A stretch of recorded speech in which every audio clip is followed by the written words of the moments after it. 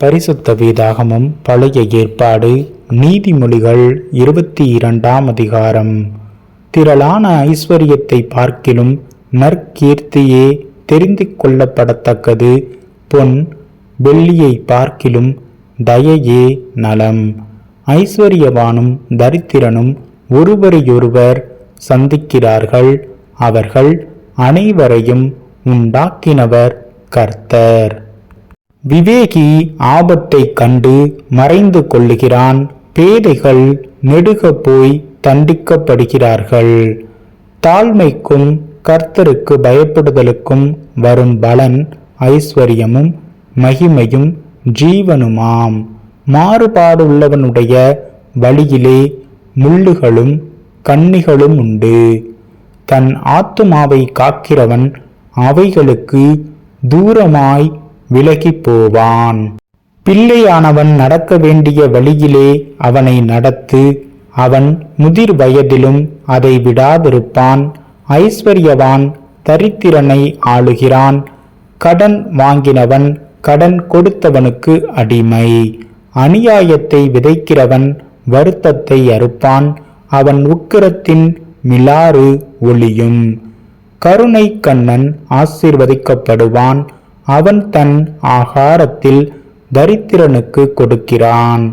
பரியாசக்காரனை துரத்திவிடு, அப்பொழுது வாது நீங்கும். விரோதமும் அவமானமும் ஒளியும்.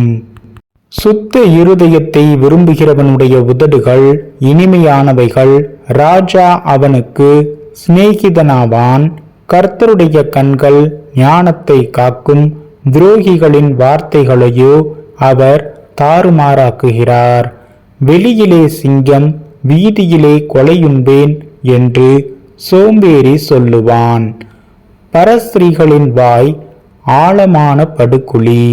கர்த்தருடைய கோபத்திற்கு ஏதுவானவன் அதிலே விழுவான். பிள்ளையின் நெஞ்சில் மதியீனம் ஒட்டியிருக்கும். அதை தண்டனையின் பிரம்பு அவனை விட்டு அகற்றும். தனக்கு அதிகம் உண்டாக தரித்திரனை ஒடுக்குகிறவன் தனக்கு குறைச்சலுண்டாகவே ஐஸ்வர்யவானுக்கு கொடுப்பான்.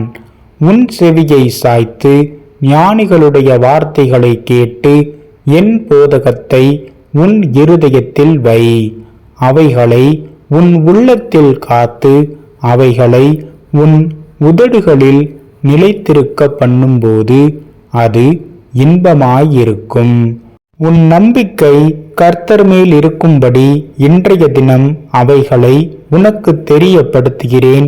சத்திய வார்த்தைகளின் யதார்த்தத்தை நான் உனக்கு தெரிவிக்கும்படிக்கும் நீ உன்னை அனுப்பினவர்களுக்கு சத்திய வார்த்தைகளை மறுமொழியாக சொல்லும்படிக்கும் ஆலோசனையையும் ஞானத்தையும் பற்றி நான் உனக்கு முக்கியமானவைகளை எழுதவில்லையா? ஏழையாய் இருக்கிறான் என்று ஏழையை கொள்ளையிடாதே. சிறுமையானவனை நியாயாசனத்தில் உபத்திரவப்படுத்தாதே. கர்த்தர் அவர்களுக்காக வழக்காடி அவர்களை கொள்ளையிடுகிறவர்களுடைய பிராணனை கொள்ளையிடுவார். கோபக்காரனுக்கு தோழனாகாதே. உக்கிரமுள்ள மனுஷனோடே நடவாதே. அப்படி செய்தால் நீ அவனுடைய வழிகளை கற்றுக்கொண்டு உன் ஆத்துமாவுக்கு கண்ணியை வருவிப்பாய். கையடித்து உடன்பட்டு கடனுக்காக பிணைப்படுகிறவர்களில் ஒருவனாகாதே. செலுத்த உனக்கு ஒன்றுமில்லாதிருந்தால் நீ படுத்திருக்கும் படுக்கையையும் அவன் எடுத்துக்கொள்ள வேண்டியதாகுமே. உன் பிதாக்கள் நாட்டின பூர்வ எல்லை குறியை மாற்றாதே.